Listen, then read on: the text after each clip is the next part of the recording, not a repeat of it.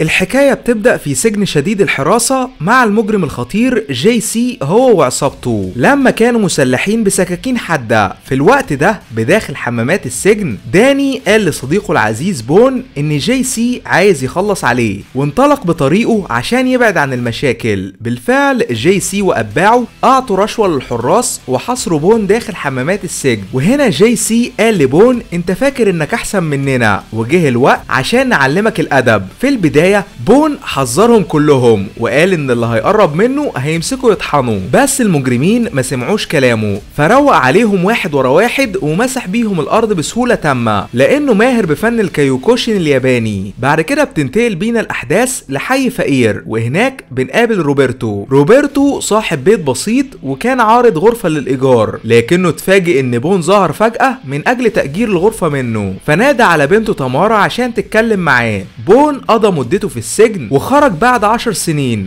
ده غير ان تمارا طلبت منه ما يعملش مشاكل لان البيت فيه شباب صغيرين، فبون وافق على طلبها ودفع الايجار. بالليل بنكتشف ان في حلبة قتالات ممنوعة موجودة وسط المدينة وفي ناس كتير بتعمل رهانات على المقاتلين من اجل ربح الاموال. وهنا بنقابل بيمبول هو منظم القتالات في الحلبة، لكنه لما كان بيتكلم فجأة مجموعة سيارات دخلت المكان. السيارات دي كانت تابعة لرجل العصابات الخطير جيمس، واول ما بيمبول عرف ان جيمس موجود كلم المقاتل الخاص بيه وطلب منه يجهز للمعركة. اما جيمس امر هامر مان اضخم واحد في عصابته يستعد للقتال. في البداية هامر مان ما تأثرش بضربات مقاتل بيمبول ونزل فيه طحن بدون رحمة لحد ما خلص عليه تماما وكسب الماتش. طبعا بيمبول حس بالحزن بسبب الهزيمة وسلم جيمس فلوس الرهان، فجيمس قال له مفيش اي حد يقدر يهزم هامر مان لانه اقوى مقاتل في الحلبة دي. بعد ما المباريات انتهت بيمبول راح يستريح في عربيته لكنه اتفاجئ ان بون موجود واترعب منه. بون هدى بيمبول وقال انه عايز يقاتل هامر مان، فبيمبول رفض لان هامر مان اقوى مقاتل وبون لسه مبتدئ ومفيش اي حد يعرفه. لكن اول ما بون اظهر الفلوس وقال انه هيقاتل اي حد عشان يثبت نفسه بيمبول وافق ونظم له مباراة في ثواني. بون دخل الحلبة مع بيمبول وبالصدفة قابل جيمس وأتباعه، لكنه لاحظ ان في سيدة جميلة اسمها انجيلا موجودة معاه. وهنا جيمس اتعصب وقال له يركز على الماتش ويسيب انجيلا في حالها لانه ممكن يأذيه. وبعد ما بون مشي بنعرف ان انجيلا بتكره جيمس وانه بيعذبها وبيجبرها انها تعيش معاه غصبا عنها. في الوقت ده بيمبول نظم المباراة اخيرا، اما بون راقب خصمه من بعيد وهو بيتدرب وعرف انه بيستخدم رجله اليمين للهجوم. بالفعل قتال بون بدأ ومن الاول بنلاحظ ان خصمه اضخم منه في الحجم، لكن بون ذكي واستدرجه عشان يهجم عليه. بعد كده غفله بسرعة البرق وافقدوا الوعي بضربة على الطاير. طبعا بيمبول اتصدم من قوة بون وقال انهم مع بعض هيسيطروا على قتالات الشوارع في المدينة، لكن بون غير الموضوع وسأله عن انجيلا البنت اللي كانت موجودة مع جيمس. فبيمبول قال ان جيمس ادخل جوزها السجن واجبرها تعيش معاه غصبا عنها لانها مدمنة على الممنوعات، ونصح بون يبعد عنها لان جيمس ممكن يأذيه. بعد فترة قصيرة بيمبول وصل بون البيت فبون قعد يستريح من الارهاق. تاني يوم جيمس كان بيجهز اكل للكلاب الخاصة بيه ومساعده وراه فيديو لبون وهو بيقاتل وعرفه انه شاب قوي ملهوش حل. فجيمس اتعصب وهدد مساعده بالكلاب وقال ان مفيش اي حد يقدر يهزم هامر مان لانه اقوى مقاتل في المدينة.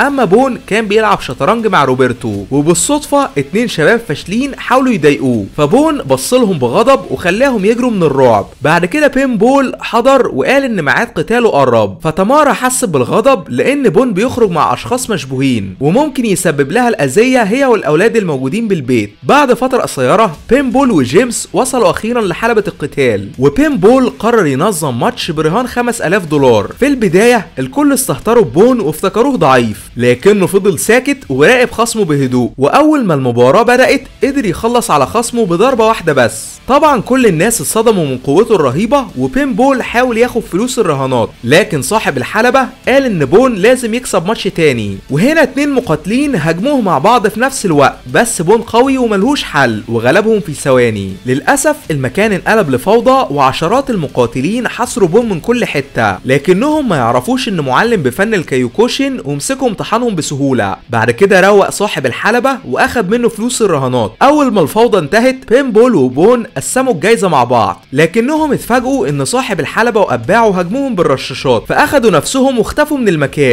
بون كان بيتدرب طول الليل والنهار عشان يطور من مهاراته، ومع الوقت اصبح قوي جدا ومفيش اي حد من مقاتلي الشوارع بقى قادر انه يوقفه، لدرجه انه اتشهر وبقى يقاتل في حلبات كبيره وعمل مبالغ ماليه ضخمه بسبب تدميره لاي حد وقف بطريقه باستخدام اساليب الكايوكوشن الرهيبه. وفي يوم من الايام بعد ما بون روح البيت، تمارا لاحظت انه مصاب بشده، فبدات تداوي جروحه وطلبت منه يعلم الفنون القتاليه للشباب الصغيرين الموجودين بالبيت عشان يقضوا وقتهم بحاجه مفيده. طبعا بون وافق وتمارا حست بسعاده. بالليل ميعاد قتال بون وهامر مان وصل اخيرا، فهامر مان اخذ منشطات بكميات رهيبه، ومساعد جيمس اعطاه حقنه فيها مواد بتزود قوته وشراسته بالقتال. وقبل الماتش بين بول قال لجيمس يستعد للخساره لان بون هيدمر هامر مان تماما. بالفعل المباراه نظمت اخيرا، وبعد ما بين بول قدم المقاتلين بنلاحظ فرق الحجم الرهيب ما بينهم، لكن بون بيتميز بسرعته ودقه ضرباته،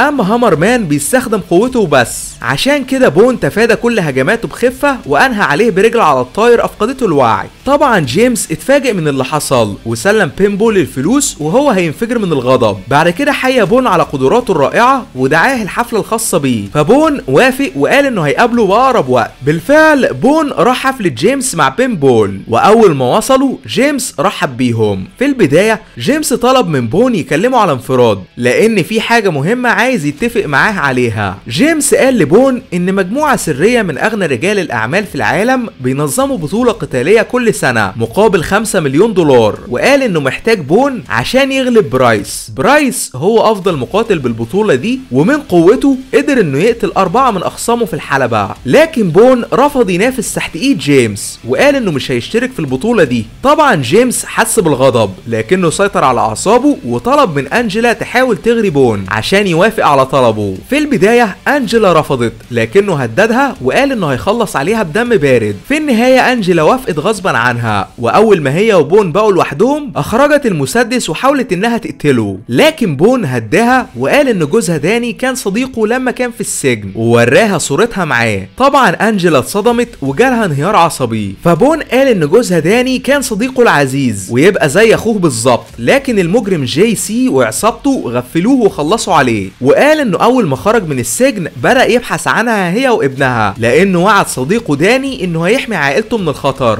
اما انجلا عيطت لان جيمس ابعد ابنها عنها ومش عارفه مكانه فين، فبون قال انه يعرف مكان ابنها وهيقدمها ليه بعد ما يعالجها من الادمان. في النهايه بون قال لجيمس انه هيقبل يدخل بطوله القتال لو سمح له ياخد انجلا معاه، فجيمس وافق على طلبه في ثواني، وبكده بون قدر انه يخدعه وانقذ انجلا منه بذكاء. بعد كده اخدها لمصحه علاج ادمان ووعدها انه هيخليها تقابل ابنها بعد ما تخرج من المصحه. في الوقت ده جيمس راح عشان يقابل فرانك يبقى واحد من رجال الاعمال اللي بينظموا بطوله القتال السريه، واول ما جيمس قابله اعطاه 5 مليون دولار وقال ان عنده مقاتل اسمه بون هيلاعب برايس وش الوش. في البدايه فرانك رفض لكنه وافق بالنهايه لان جيمس اصر على رايه وقال له لو بون ما حضرش القتال زي ما اتفقوا هيخلص عليه تماما. فجيمس قال انه هيبقى جاهز في اقل من 3 ايام. بالليل جيمس فاجئ بون لانه حضر بيته وقال ان القتال اتنظم اخيرا، فبون قال انه مش هينافس في البطوله دي. طبعا جيمس اتجنن لانه دفع 5 مليون دولار ولو بون ما قاتلش حياته كلها هتتدمر، وحاول يهدده بالسلاح لكن بون اتصداله في ثواني. فجيمس وعده انه هيقتل كل الناس اللي بيحبهم وهيجبره يشترك في البطوله غصبا عنه. وهنا بون اعطى تمارا كل الفلوس اللي معاه وطلب منها تستخبى هي والاولاد في اي هوتيل لحد ما يحل المشكله دي. اما جيمس امر اتباعه يفتشوا عن بين بول صاحب بون ويقبضوا على انجلا هي كمان. بالفعل هامر مان قابل بين بول في نادي ليلي ونزل فيه تحت، لكنه قبل ما يخلص عليه